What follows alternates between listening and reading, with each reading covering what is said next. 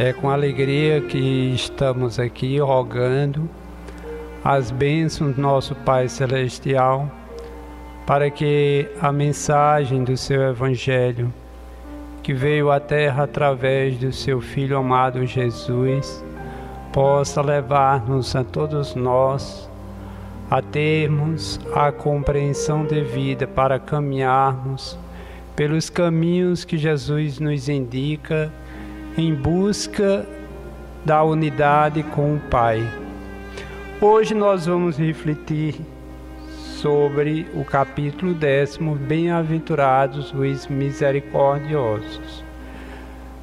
Esta bem-aventurança faz parte do Sermão do Monte. Dos 4 sermões, o Sermão do Monte ou da Montanha é em essencial o sermão mais profundo dos 4 sermões de Jesus, porque ele é o mais completo.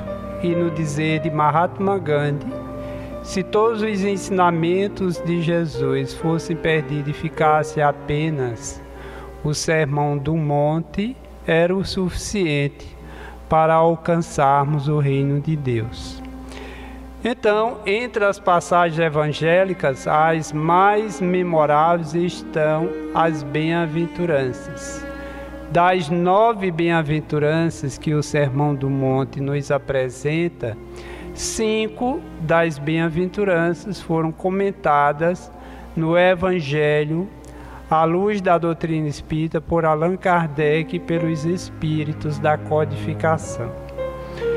Então, dentre elas, hoje nós vamos refletir um pouco sobre a misericórdia. Estes ensinamentos e os demais que integram o Sermão do Monte constituem na essência um padrão de conduta, pautada pela modificação que o ser humano naturalmente vai passar para que nós possamos alcançar de dentro para fora uma condição espiritual melhor. Porque como nós somos de Deus e trazemos Deus na essência de nossas almas, nós existimos em Deus e com Ele devemos nos mover através do Evangelho que Ele nos aponta. Trazemos em Deus, ou seja, a marca de Deus, a marca da sua justiça, do seu amor, da sua misericórdia, da sua abnegação, dos valores que enobrece, que eleva como herança. A herança de Deus que nós trazemos é a essência, é a sua presença em nossas vidas. E através das existências sucessivas, nós vamos conquistando essa herança de luz, porque o Espírito, como centelha, é a presença de Deus em nós. Mas o Espírito, como existência, ela é o caminhar em busca de alcançarmos essa essência de Deus em nossa existência.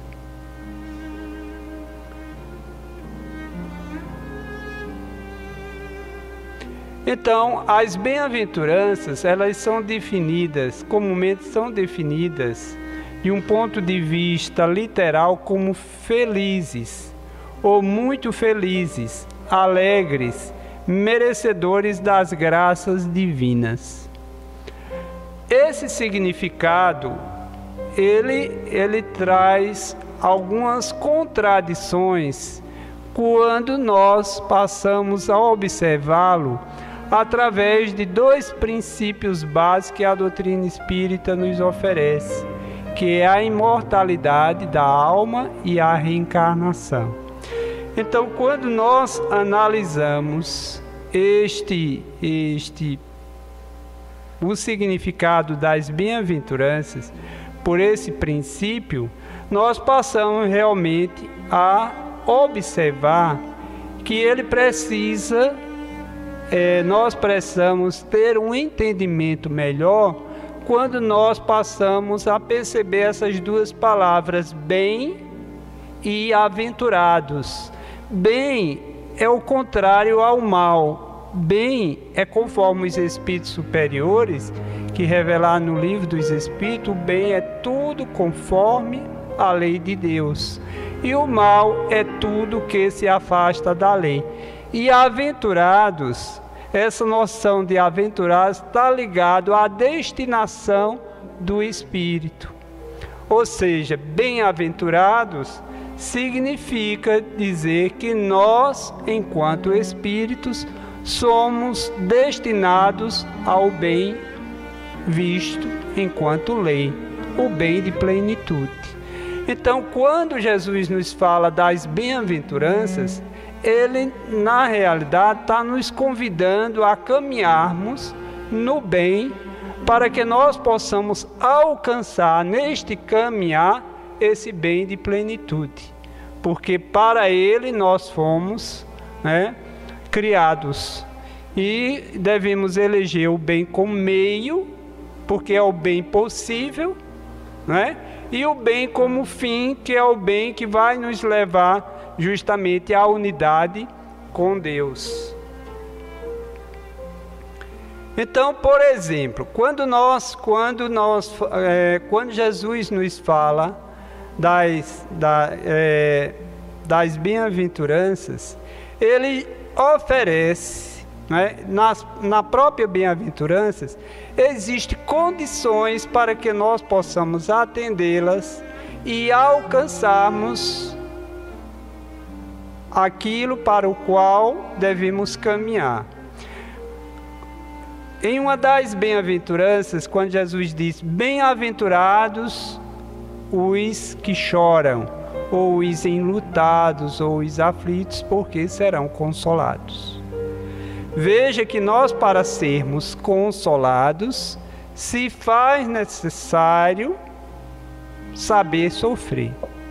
Então, o saber sofrer é a condição para que a alma se console.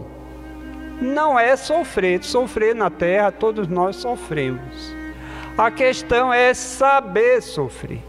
E para sabermos sofrer, precisamos caminhar em busca da resignação.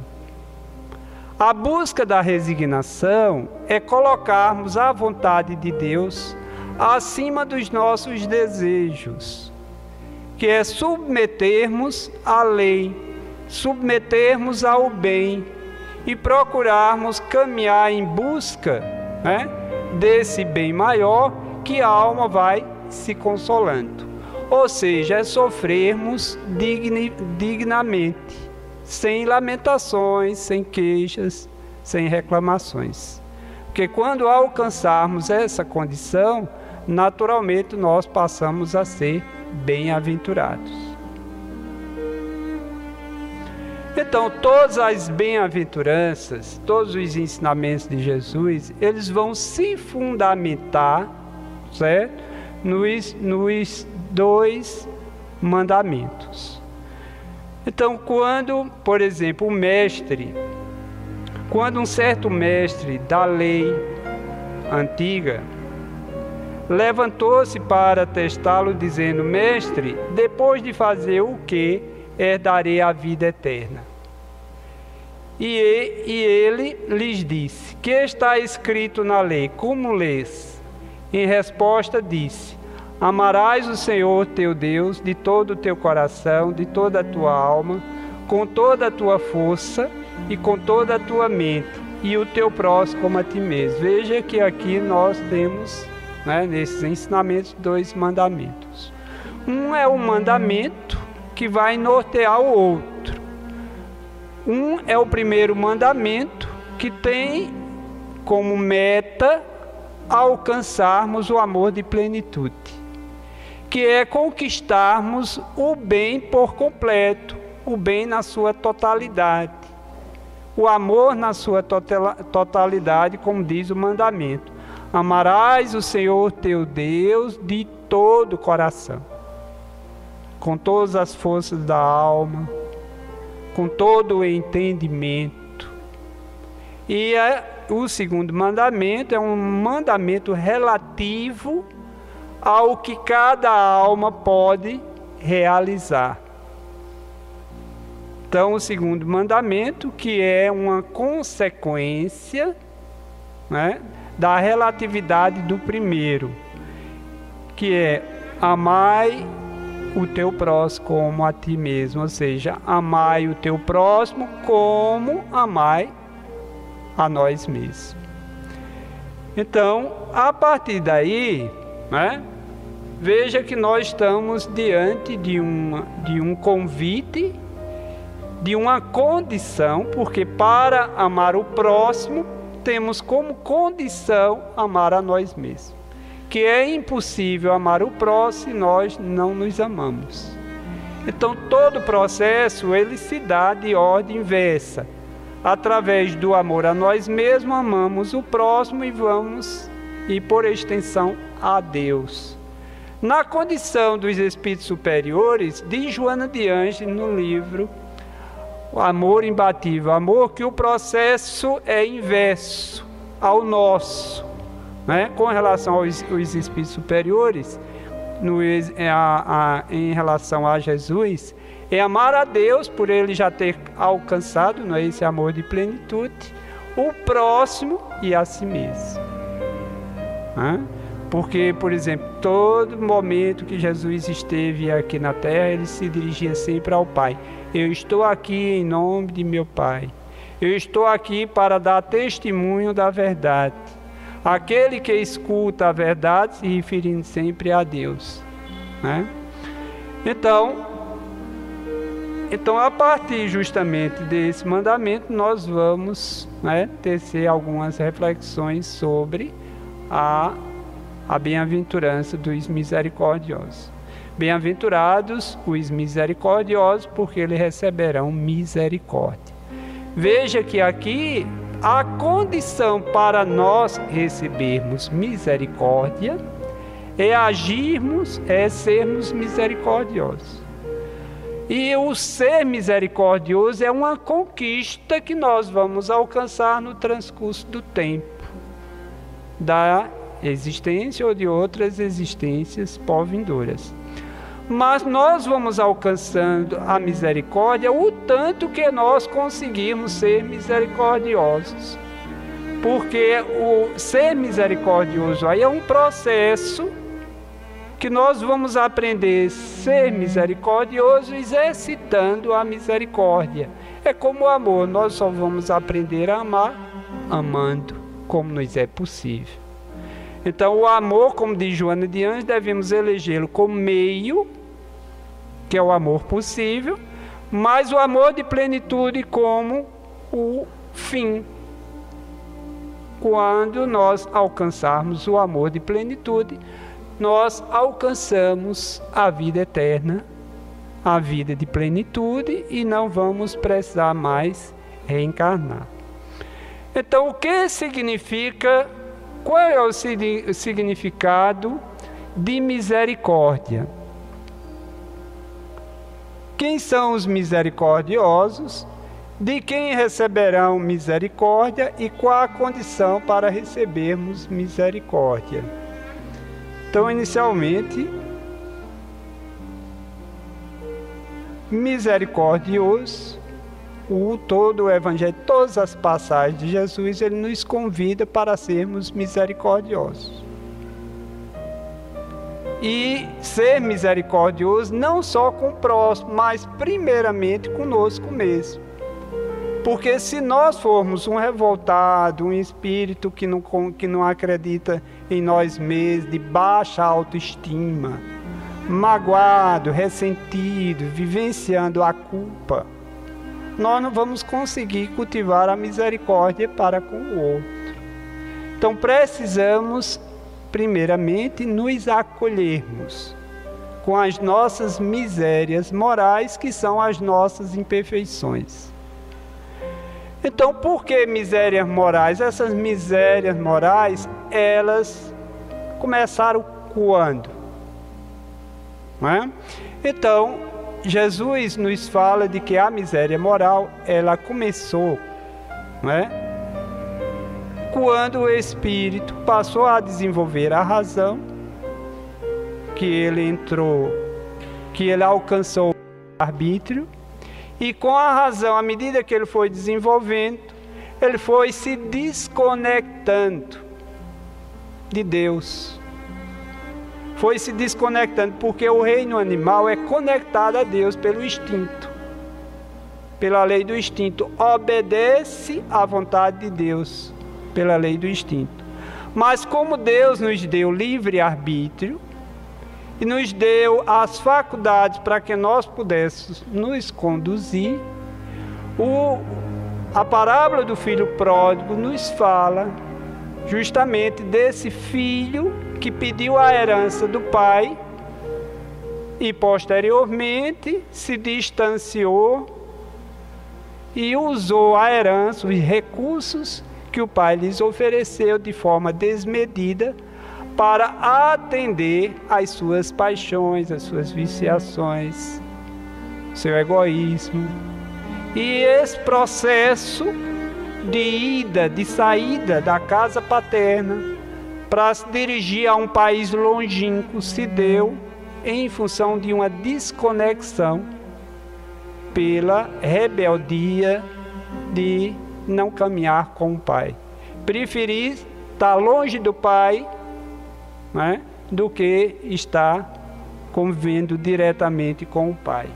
Então a miséria moral, ela se fundamenta na rebeldia, que procede do sentimento de orgulho, que naturalmente todos nós, porque essa parábola do filho pródigo e do filho que ficou com o pai, mas mais por interesse do que por amor, também é um outro filho, né, que é considerado na parábola o filho que vivencia a máscara, né, do pseudo-amor, que naturalmente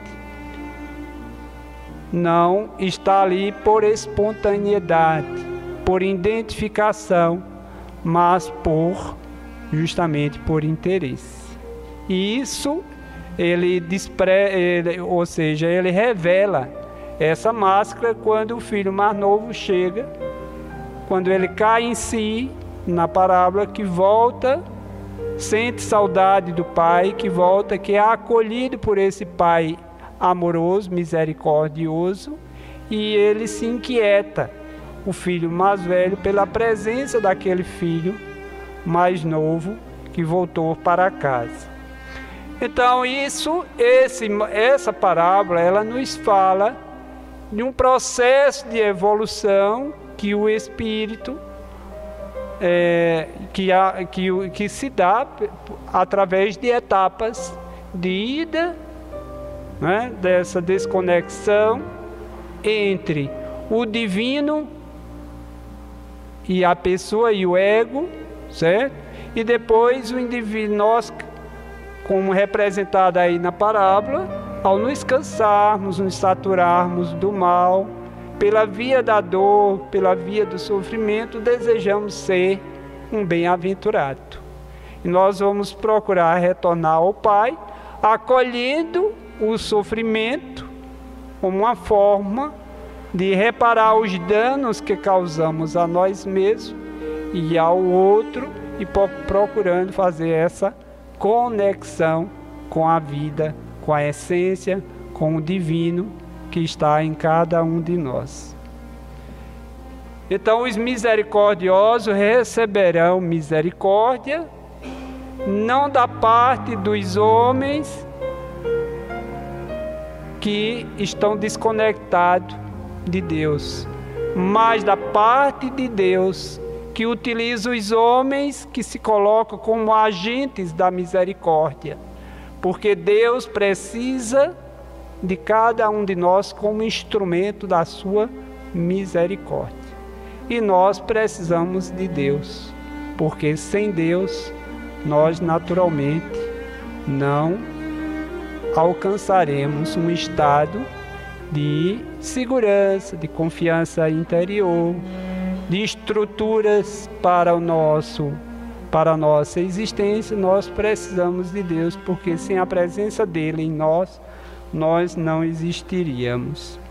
Então, Ney Pietro, ele nos faz algumas reflexões a respeito da importância da misericórdia.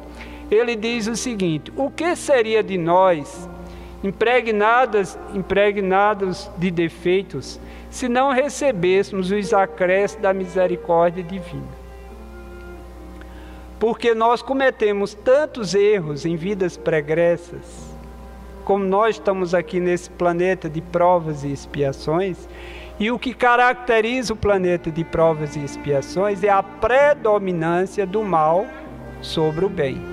Então, se nós estamos aqui, há uma predominância do mal sobre o bem. Por isso que, quando alguém deseja nos fazer o mal, na maioria das vezes a gente cede a esse mal. Quando alguém deseja nos fazer o bem, nem sempre cedemos ao bem que alguém deseja. Se nós observarmos isso nas nossas relações pessoais, a gente vai observar isso.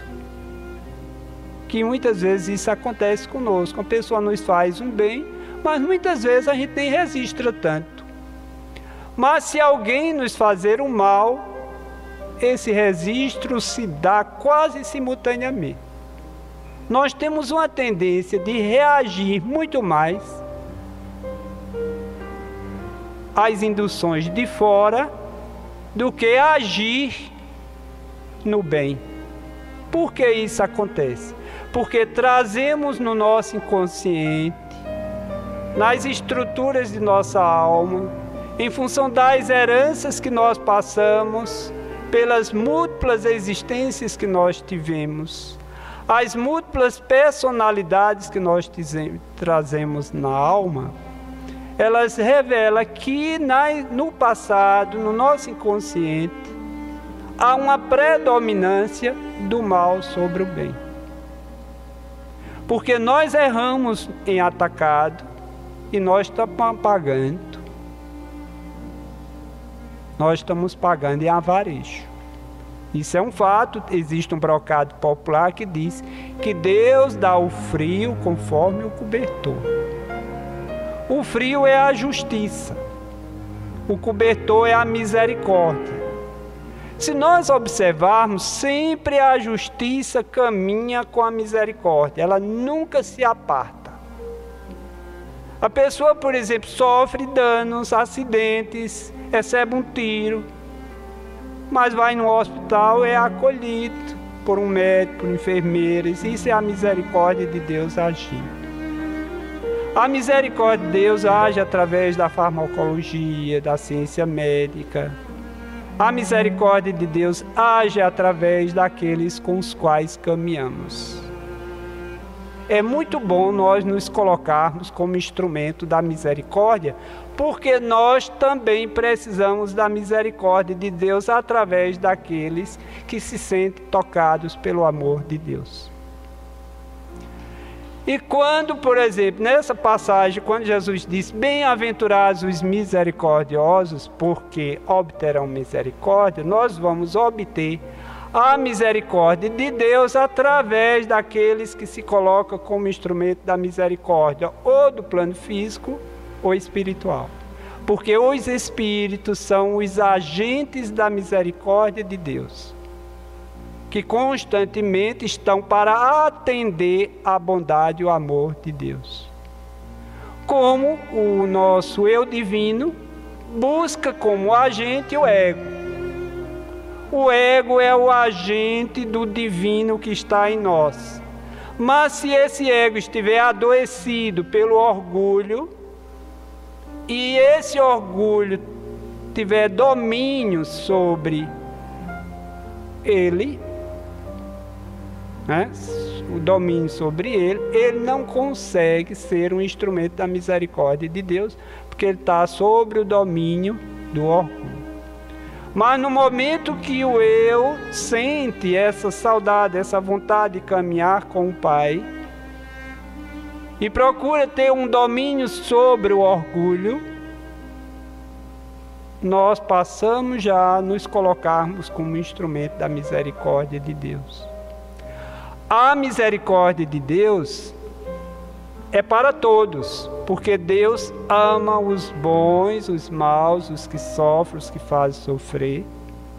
Deus se doa para todos os seus filhos. É como a chuva, o sol, a terra, Deus oferece para todos. Embora tenha uns engraçadinhos, né? Que resistam no cartório e dizem: isso aqui é meu. E justamente não abre um espaço como se aquela terra lhes pertence para o seu irmão, e vai naturalmente impedir que a misericórdia de Deus passe através dele, atue através dele. Então, Ney Pietro disse: o que seria de nós, impregnados de defeitos, se não recebêssemos os acréscimos da misericórdia de Deus? Porque a misericórdia é para todos, mas ela não é cega, porque ela caminha com a justiça. Mas para que nós possamos receber a misericórdia de Deus, tem uma mensagem do Espírito Dias da Cruz, que ele diz o seguinte: confia no amparo que verte do alto em direção à tua vida. Nenhuma criatura está abandonada ou só no mundo das lutas abençoadas e educativas.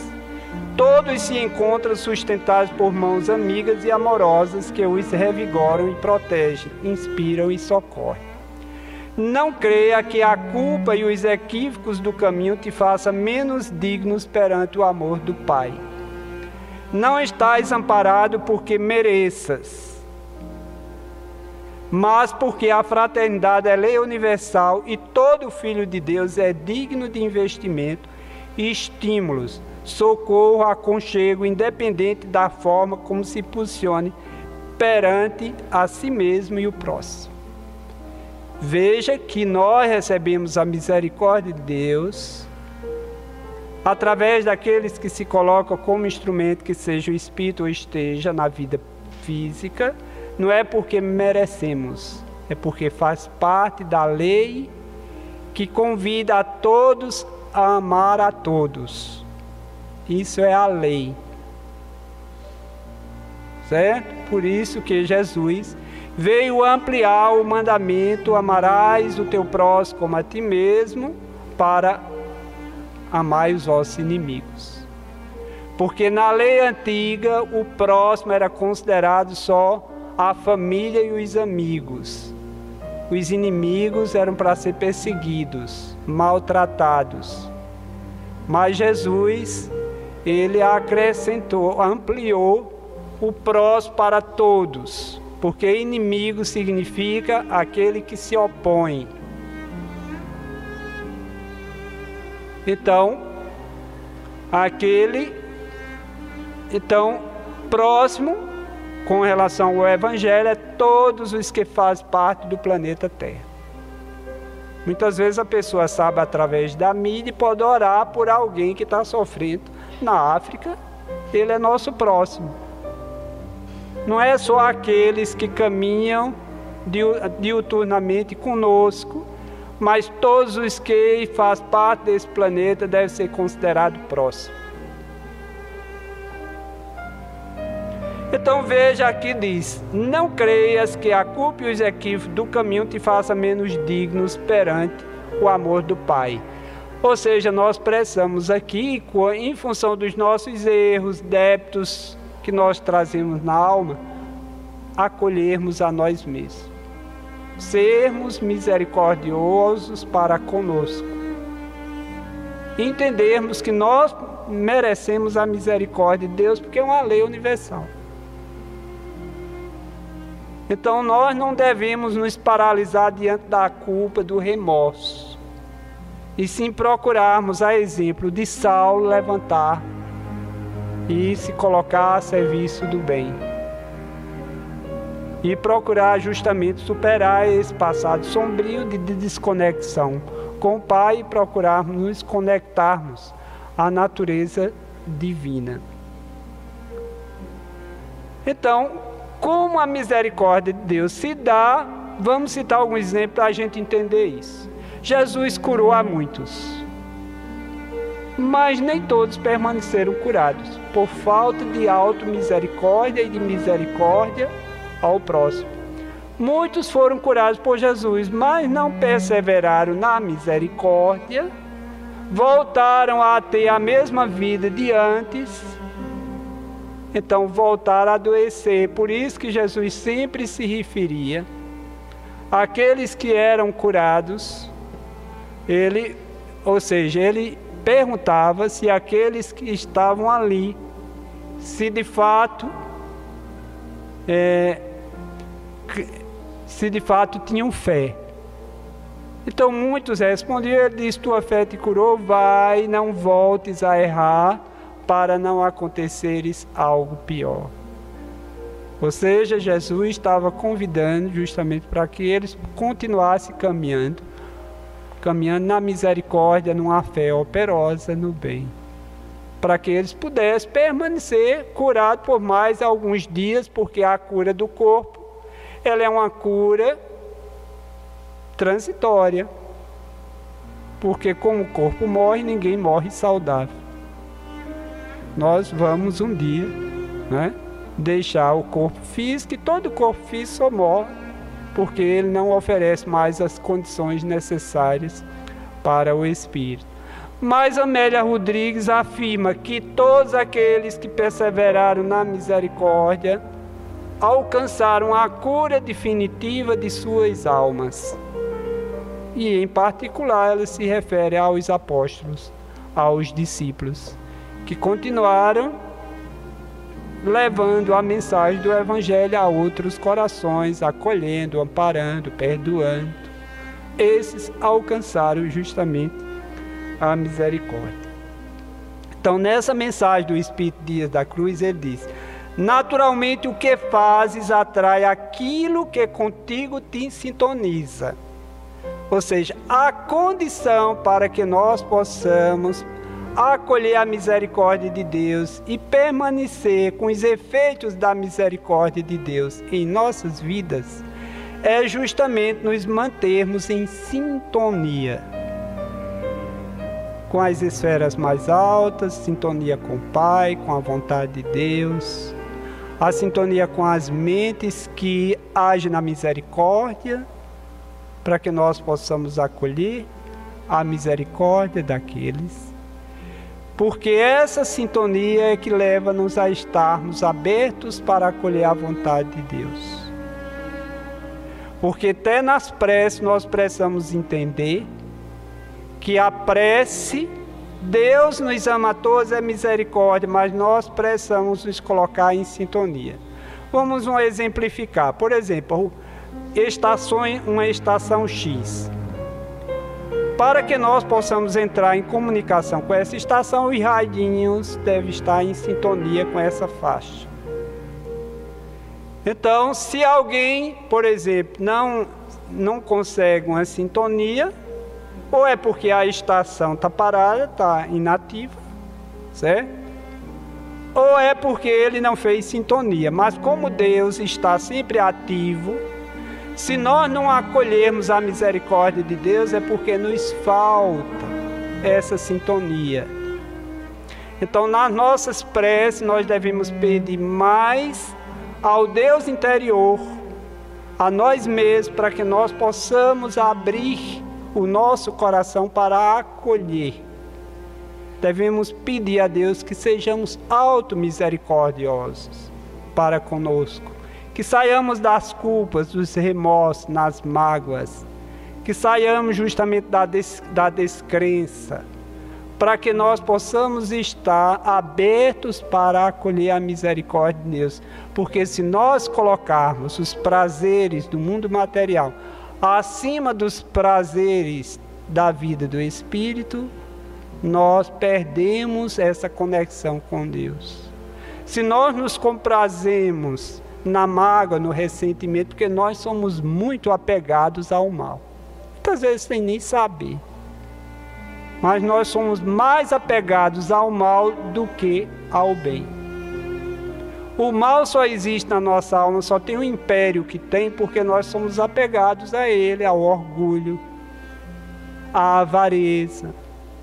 Muitas vezes somos apegados à culpa, ao remorso. Somos apegados à baixa autoestima. Não confiamos em Deus de forma irrestrita. E por não confiarmos em Deus, não confiamos em nós como filhos de Deus. E em função de tudo isso, a luz não chega. A luz nos envolve como o sol envolve o lar, envolve uma casa, mas por não abrir a porta, o sol não entra. Mas a misericórdia de Deus está nos vendo, está acompanhando, está lutando, porque a misericórdia tem estratégias múltiplas, várias. E a gente percebe muito bem isso em reuniões mediúnicas. Chega espíritos em reuniões mediúnicas, magoado, cultivando a mágoa, o ódio, apegado à vingança. Mas enquanto não abre um espaço, por pequeno que seja, ele não consegue receber.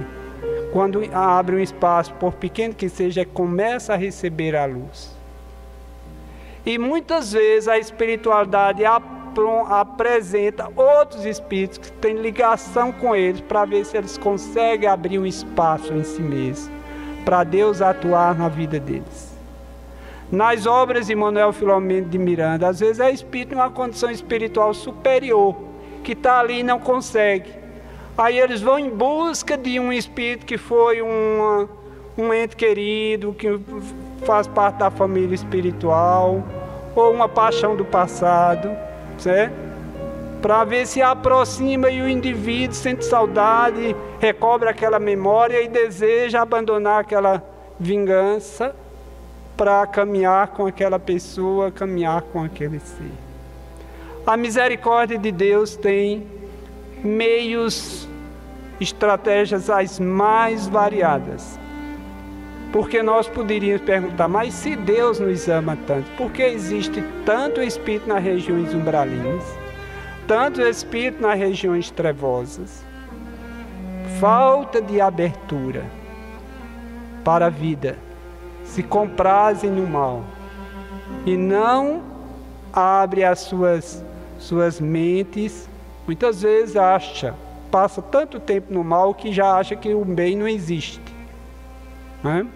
Mas com o tempo, à medida que vão saturando, o sofrimento vai aumentando, essa abertura vai acontecendo. Então, a misericórdia para com os inimigos, né? Esses inimigos podem estar no nosso lar, em espírito, mas também um marido pode ser inimiga da esposa. Tudo que a pobre da esposa faz, ele está se opondo. É um opositor, né? E que a vontade da esposa nunca acontece, só a vontade dele. Então esses inimigos estão aqui estão no nosso lar, no dia a dia, que nós precisamos. É fácil ser misericordioso para com o inimigo? Não é. Precisamos superar esses inimigos interiores, porque se há um inimigo como o orgulho, se nós não trabalharmos o orgulho em nós, como diz Allan Kardec, reconhece o verdadeiro espírita pelo esforço que ele faz em domar suas más inclinações. Se não há domínio do egoísmo, do orgulho, da vaidade em nossas vidas, se nós somos escravos desse sentimento, a doutrina ainda não entrou, mesmo que a gente se diga espírita. Ela só entra se alterar, se modificar, se transformar a alma pelo poder da fé, pelo poder do sentimento de amor. Porque a gente tem o exemplo do filho pródigo, daquele que ficou trabalhando em casa para todos, estava amando o pai, mas quando o irmão mais novo chegou, ele virou numa... Então, muitas vezes, a pessoa está no movimento, mas está distante de Deus, está desconectado. Muitas vezes está ali por orgulho, por vaidade. Senhor, Senhor, mas não faz a vontade do Senhor. E está ali, mas está motivado, está fazendo pela culpa, pelo remorso, ou por um estado de vitimização, ou por vaidade, ou por isso ou por aquilo, motivos outros, mas menos o motivo de se melhorar, de caminhar, de crescer, de se elevar, de se renovar. Mas os Espíritos dizem que é melhor ainda a pessoa vivenciar uma caridade artificial, destituída de sentimento, caridade entre aspas, do que realizar, ou seja, se identificar com o egoísmo natural. Naturalizar o egoísmo. Porque enquanto está no movimento, interagindo com as pessoas, a pessoa vai cair em si, vai refletir e vamos transformando a forma de realizar o bem com outras intenções. Como diz Holden, ele diz o seguinte, que o fazer é objeto, o ser é sujeito. O ser bom sempre faz o bem, mas nem sempre o fazer o bem gera um ser bom. Transforma o homem para um ser bom. Só transforma se ele desejar ser bom. Se ele, ao fazer o bem, estiver empenhado justamente em ser bom.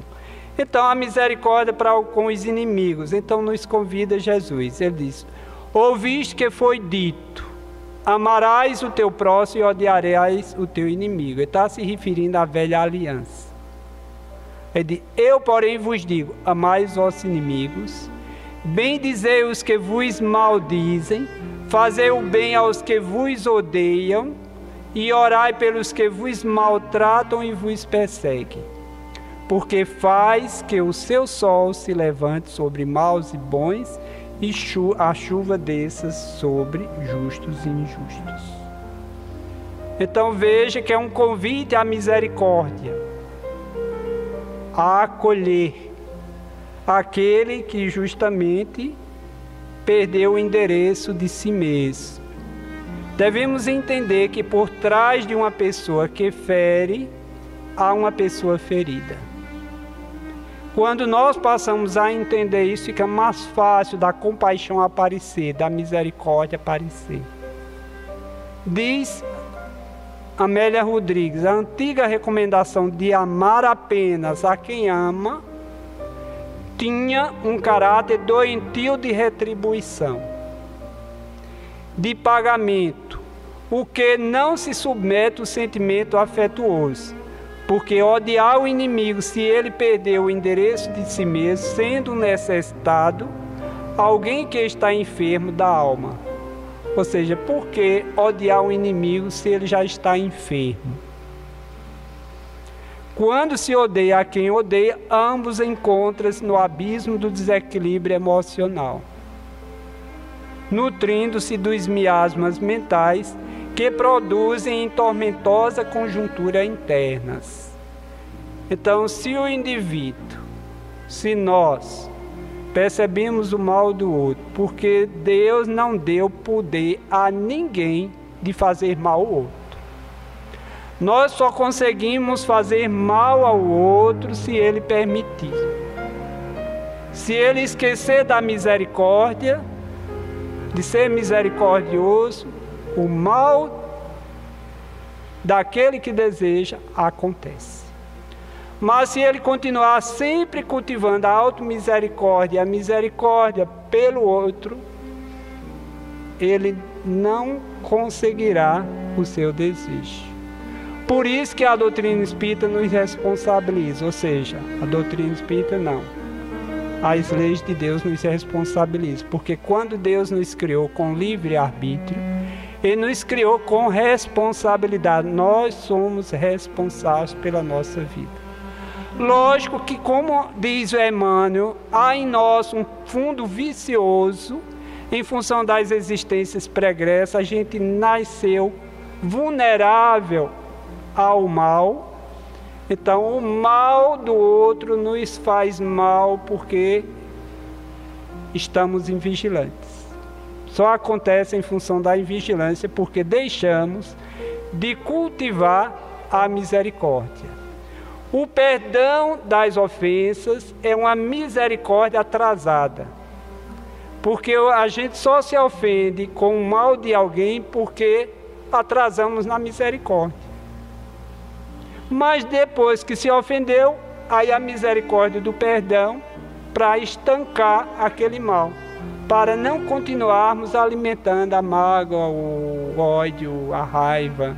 Então precisamos perdoar, porque é a misericórdia do perdão que impede realmente que isso aconteça.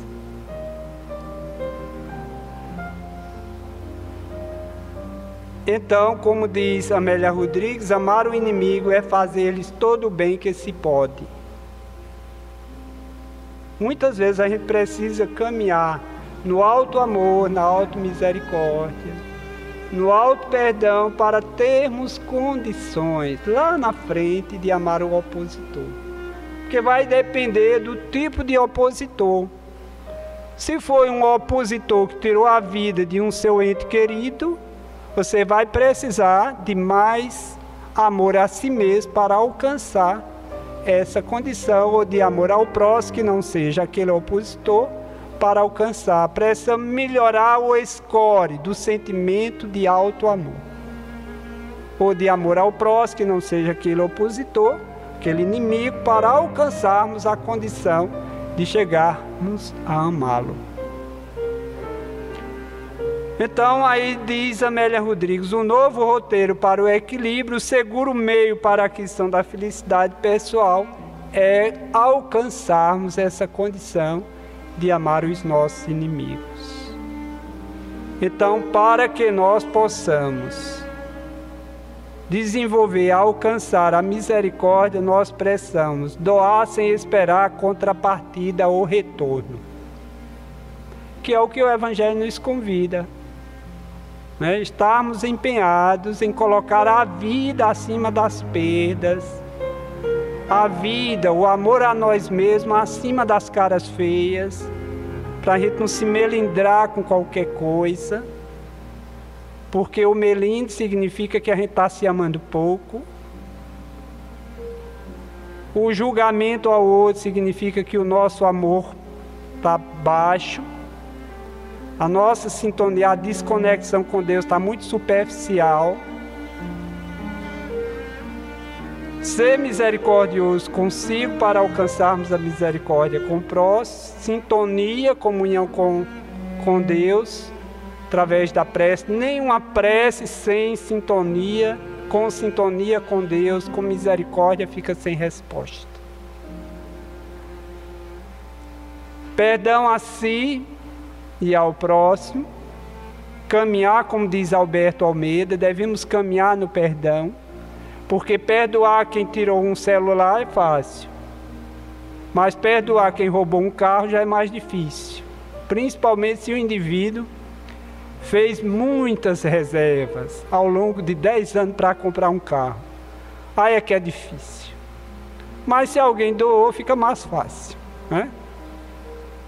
Então vamos encerrar, porque o assunto da misericórdia vai longe, porque tem a misericórdia na indulgência, a misericórdia em vários aspectos, mas devemos justamente entender que a misericórdia, a automisericórdia e a misericórdia do outro é a garantia para estarmos em comunhão com Deus e acolhermos o bem, a bondade que Deus, como Pai, nos tem a todos. Que Deus nos abençoe.